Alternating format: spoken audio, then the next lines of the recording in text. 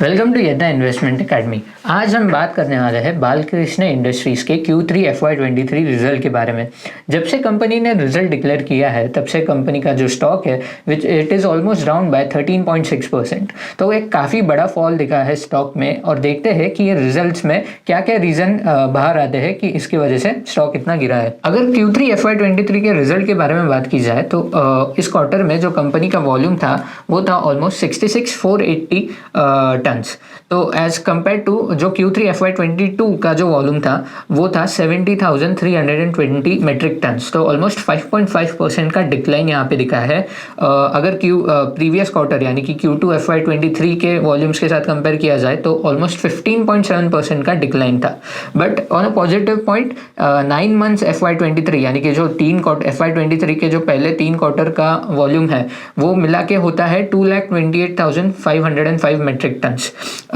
वो अगर कंपेयर किया जाए 9 मंथ्स FY22 यानी कि FY22 के पहले 9 मंथ्स के साथ तो वो थे 2,11,676 मेट्रिक टन्स, यानी कि 8% का ग्रोथ दिखा है ऑन 9 मंथ बेसिस। रेवेन्यू जो है कंपनी का रेवेन्यू स्टेबल था, जितना एज कम्पेयर टू जितना वॉल्यूम गिरा है रेवेन्यू उतना गिरा नहीं, बट QOQ बेसिस पे रेवेन्यू कंपनी का 23.4% गिरा है, और वही YOY बेसिस पे एक छोटा सा 2.4% का ग्रोथ दिखा है। रेवेन्यू फ्रॉम ऑपरेशंस जो है वो 5.9% बढ़े हैं YOY और 18.5% QOQ गिरे हैं। ऑपरेटिंग प्रॉफिट जो यहाँ पे एक मेन पॉइंट है वो ऑलमोस्ट 41% गिरा है on YOY basis, and on QOQ basis it is down by 36.8%। और यही नहीं, जो 9 मंथ के जो हम रिजल्ट्स के बारे में बात कर रहे थे उसमें भी ऑपरेटिंग प्रॉफिट काफ़ी गिरा है 18.5% से। ऑपरेटिंग प्रॉफिट मार्जिन ऑलमोस्ट 9.9% यानी कि ऑलमोस्ट 1000 बेसिस पॉइंट से गिरा है। एंड QOQ बेसिस पे देखें तो 360 बेसिस पॉइंट से गिरा है। तो ऑपरेटिंग प्रॉफिट मार्जिन ये क्वार्टर के लिए था 12.44% और Q3 FY22 के लिए था 22.32%। सो ये देख सकते हैं कि काफ़ी बड़ा डिक्लाइन दिखा है ऑपरेटिंग प्रॉफिट मार्जिन में। Profit after tax is 108 as compared to 339 in Q3 FY22।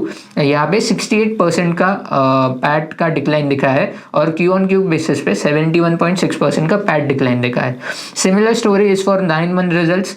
798 है PAT in 9 month FY23 as compared to 1061 crores in 9 month FY22।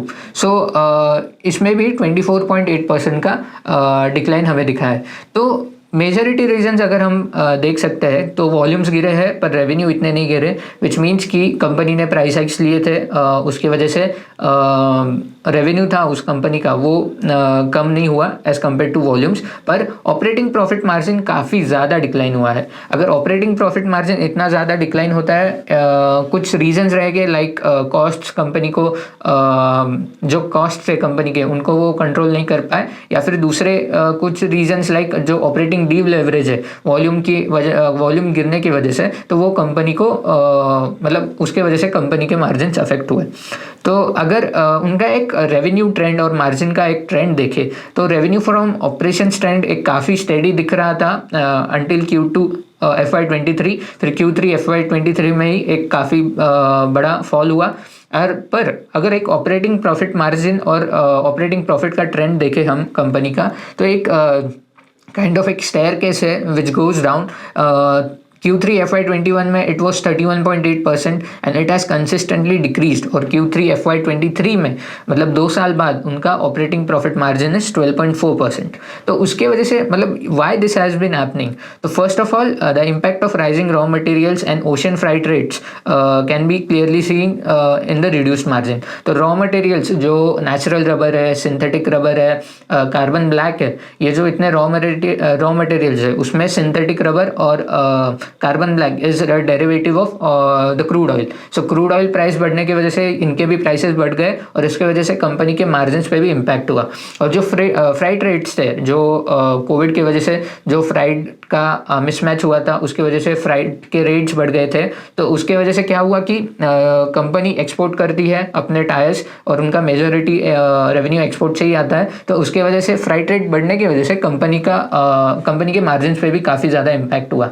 पर अभी देखते हैं कि Q3 FY23 में और कुछ ऐसा क्या हुआ जिसकी वजह से इतना ज़्यादा मार्जिन गिरा है। तो अगर मैनेजमेंट कमेंट्री हम पढ़े तो यहाँ पे क्लियरली 3 फैक्टर्स मुझे नज़र आते हैं कि why the company has reported such poor results during Q3 FY23। सबसे पहले है कि the company is experiencing channel inventory clearance in the market. The distribution channels across globe had excess inventory on all types of tyres. ये management ने कहा है। So basically Europe जैसा हमें पता है कि it is going through a mild recession, तो वहाँ पे डिमांड अनसर्टिनिटी है। तो जो उनके डिस्ट्रीब्यूटर्स है कंपनी के, so they are trying to clear out their inventory first, और फिर बाद में वो अगर जैसा डिमांड सर्टिनिटी दिखती है या फिर थोड़ा डिमांड दिखता है तब वो कंपनी से ऑर्डर करेंगे। दूसरा है कि जो रॉ मटेरियल प्राइसेस है वो भी कम हो रहे हैं और जो फ्राइट रेट्स है वो भी कम हो रहे हैं। सो देयर इज़ नो मतलब सप्लाई साइड से प्रॉब्लम नहीं है डिस्ट्रीब्यूटर्स को, तो they are placing their order slowly. पहले कैसा था कि फ्राइट रेट्स बढ़ गए थे, सप्लाई साइड इश्यूज था, तो डिस्ट्रीब्यूटर्स ने काफ़ी ज़्यादा ऑर्डर कर लिया था। और मैनेजमेंट ने ये भी कहा है कि जो पिछले जो वॉल्यूम्स थे almost 5 to 10% were due to over stocking, क्योंकि सप्लाई अनसर्टिनिटी थी बट यूरोप में थोड़ा डिमांड दिख रहा था। So they over stock their inventory और उसके वजह से अभी वही इन्वेंट्री थोड़ा क्लियर हो रही है। अगर मैनेजमेंट की कमेंट्री और भी देखें तो वो बोल रहे हैं कि रिटेल डिमांड अभी भी स्टेबल है बट इशू सिर्फ चैनल ऑर्डर्स में है। और पॉजिटिव साइड पे देखा जाए तो मैनेजमेंट ने ये भी कहा है कि जो इंटेंसिटी थी चैनल रीस्टॉकिंग की वो कम होती जा रही है ऑन मंथ बेसिस। और एक दूसरा पॉइंट है कि रॉ मटेरियल जो कॉस्ट है जैसा हम देख रहे हैं तो वो काफ़ी ज़्यादा करेक्ट हुए हैं। तो अपोलो टायर्स हो, सीएट हो, MRF हो, उन्होंने ये तीनों कंपनीज ने मार्जिन्स पे काफ़ी अच्छा ग्रोथ दिखाया है। बट बालकृष्ण इंडस्ट्री के मार्जिन्स काफ़ी गिरे हैं। इसका रीज़न मैनेजमेंट ने अपने कमेंट्री में क्लियरली बताया है कि while raw material prices have corrected, the company is not reaping the full advantages because of high cost raw material inventory in the system. So उनका जो अभी भी उनके इन्वेंट्री में एक high cost raw material inventory है, तो वो क्लियर करने के लिए मैनेजमेंट को थोड़ा टाइम लगेगा। बट जो उनका अर्निंग्स कॉल है वहाँ पे मैनेजमेंट ने सिंपली बताया है कि इन्वेंट्री करेक्ट जो रॉ मटेरियल प्राइसेस के जो डिक्लाइनिंग के जो बेनिफिट्स है वो Q4 से दिखना स्टार्ट हो जाएंगे। और जो Q1 FY24 है वहाँ पे they will have better margins और वहाँ पे काफ़ी अच्छा बेनिफिट उनको मिल सकता है। तो दे आर एक्सपेक्टिंग कि 300 बेसिस पॉइंट से मार्जिन इंप्रूव हो Q1 FY24 में on a minimum level, like minimum 300 basis point से मार्जिन इंप्रूव हो सकता है। तो FY24 में कंपनी के लिए क्या पॉजिटिव पॉइंट हो सकते हैं? Low raw material and freight cost and a strong hedge rate and a more favourable and market position. So why the company has a favourable position in the global market?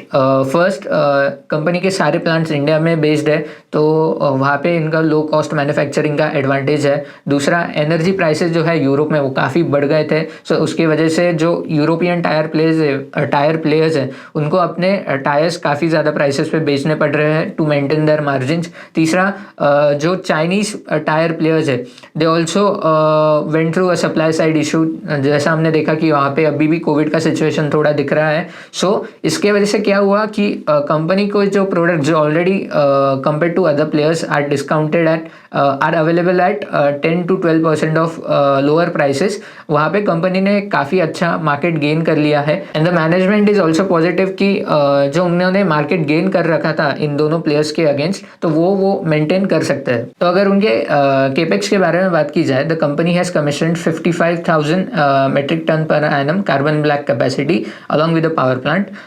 Advanced carbon material जो carbon black का जो material है उसका भी 30,000 metric ton per annum का जो project है वो भी अच्छे से शेड्यूल पे चल रहा है। और यहाँ पे total project capex cost is close to ₹650 crore. तो अगर कंपनी अपना कार्बन ब्लैक का कैपेसिटी बढ़ाती है तो वहाँ पे as we know that carbon black is a raw material for a tyre, तो वहाँ पे उनको काफ़ी अच्छा बैकवर्ड इंटीग्रेशन प्ले मिलता है. So this also helps in company to retain their margins. Plus वहाँ पे जो एंड मार्केट में है कंपनी काफ़ी कॉम्पिटिटिव प्राइसिंग वहाँ रख सकती है. So this can also help company to retain their market which they have won from the European and the Chinese players. तो अगर अर्निंग कॉल हाईलाइट्स के बारे में बात की जाए कि मैनेजमेंट ने क्या क्या बताया है, तो उनका जो ग्रॉस डेट है currently it stands eight 3,464 crore. Cash and cash equivalent stood at 2,082 crore. तो एक काफ़ी अच्छा स्ट्रॉन्ग डेट पोजीशन हमें दिख रहा है. तो there is no need to worry on the balance sheet side. और वो भी जो डेट है it is almost 75% debt is into the working capital. Management ने ये भी कहा है कि उनका जो मार्केट शेयर वो काफ़ी स्टेबल है and they haven't lost any market share in Q3 FY23. जो कार्बन ब्लैक सेल्स है, जो जितना भी कार्बन ब्लैक कंपनी जनरेट करती है वो उतना एब्जॉर्व करने के बाद थोड़ा रह भी जाता है तो वो मार्केट में सेल करती है. तो वो sale would be almost 5% of the total revenue for the company. और जो कंपनी के इन्वेंट्री लेवल्स थे at the distribution channel, it was at 3 months during Q2 FY23. Currently they have decreased to 2.5 months into Q3 FY23. तो हम देख रहे हैं कि उनके जो इन्वेंट्री लेवल्स है वो धीरे धीरे कम होते जा रहे हैं. द कंपनी के जो आइडियल इन्वेंट्री लेवल है they said that it is close to 45 days to 1 month. तो जैसे देख रहे थे कि काफ़ी ज़्यादा स्टॉकिंग था इन्वेंट्री में, तो वो अभी धीरे धीरे क्लियर होता जा रहा है. और इसके वजह से जैसे जैसे इन्वेंट्री लेवल अपने नॉर्मलाइज लेवल्स पे आएंगे वहाँ पे हमें एक स्टेबल डिमांड भी दिख सकता है. और वर्किंग कैपिटल रिक्वायरमेंट कंपनी का जो भी है वो भी रिड्यूस हो सकता है. अगर डेट के बारे में बात की जाए तो कंपनी का जो टोटल इंटरेस्ट कॉस्ट है it is almost 3.5 to 4% on an average basis. Management ने ये भी कहा था कि 5 to 10% ओवर स्टॉकिंग हुआ था in previous quarters. There will be a minimum 300 basis point improvement in FY24 on EBITDA on account of declining raw material prices and freight rates. And again, अगर demand side के बारे में बात की जाए तो company clearly said that the dealers are able to sell what they are selling. Once the correction is over profit cycle for the company will start again. तो ये था एक छोटा सा जस्ट Q3 FY23 के रिजल्ट के बारे में. As we all know that Balkrishna industry is a very good company, a very profitable company. उनकी काफ़ी बैलेंस शीट भी काफ़ी स्ट्रॉन्ग है.